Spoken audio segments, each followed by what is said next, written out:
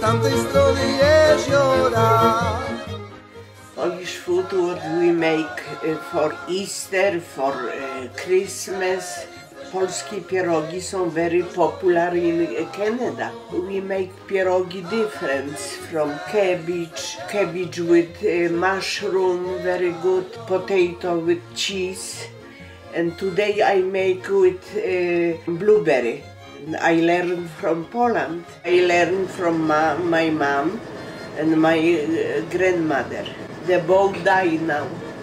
If I came to Canada, I have lots of recipe. I show you my book. See, I learned from my grandma. I like give my granddaughters know, my granddaughters help and my daughter. Important because I cook every day for my family, and it's important if I know how.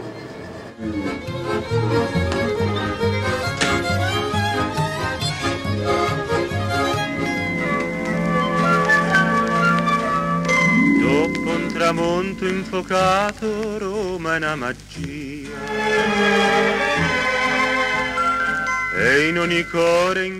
Hi, my name is Dina, and today I'm going to talk to you about a couple of good recipes that really mean a lot to me while I was growing up. My mom always made sure that I knew how to cook, and she taught me like from 10 years old to start cooking. I have in here all my treasured recipes I've collected over the years, my mom's recipes. Even though I have 1,000 cookbooks, I always seem to go back to my main recipes that I've learned that mean a lot to me. It's like a little journal, really, like a diary, only with recipes. Recipes that I really like are homemade pasta, which is a rustic pasta that comes from our region of Puglia, and it's flour and water and a little bit of salt. Mix it and you knead it, let the dough rest, make little long cords, and you cut it and then you cave it like with your finger. And my favorite dressing for that pasta was homemade rapini and garlic and oil, and that gave me a lot of comfort. She would be tired working all day and she would come home and make that, and that would show a lot of love. The pasta is also traditional of my grandmother. I get visions of her in her kitchen in Italy with her little scarf on her hair and always making pasta and cracking jokes. It brings really happy memories to me when I think of that meal.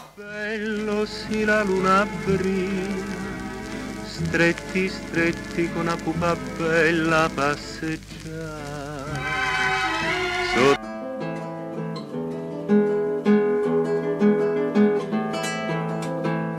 My name is Mariela Muniz. I'm going to be talking about empanadas. From where I am, I'm from Argentina, I'm from South America. My mom and my grandmother both taught me to make empanadas. My parents used to work night shifts and I would stay with my grandmother and she would make them. It's a pastry where you can fill it with either salty or sweets. Normally it's salty. My niece likes it filled with cheese and then a little bit of sugar on top. It doesn't take a long time to prepare, but it's just the whole process of making it. Like if it's going to be ground beef, making the ground beef. The longest process is the actual folding of the empanada around the rims. It's something that we enjoy doing, or I enjoy doing personally, so it's not really time consuming. It's important to us because we've been doing it ever since I remember. So I'm 29 and I've been doing it ever since I was 8. I used to stay with my grandmother all night. My grandmother came back in 1991, 92. She used to make dozens and then actually sell it. But to me that was very important because I saw her doing that. So it's very meaningful for me. I've also taught it to my niece who's 9 years old, so she already knows how to make it too. So it's a family tradition that keeps on going. And my son even knows how to do it. My son's 3. So he knows how to like fold it too on the sides. I know how to make empanadas. It's more for special occasions. More on the weekends, if you have family over, family dinners, usually, you know, Sundays, or if it's like a birthday or something, you know there's always going to be empanadas in the family gatherings. So they're good, and they're filling too.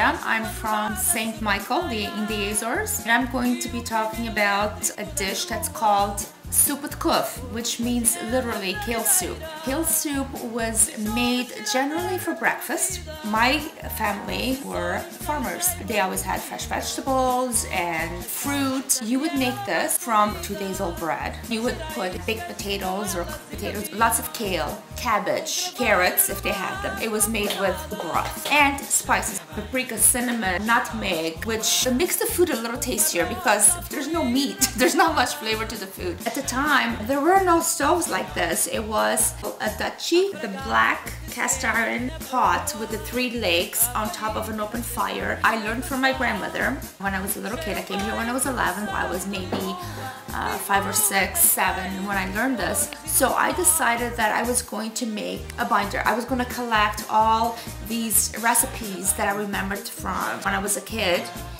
And so I'm going to start one for each of my nieces and my nephews.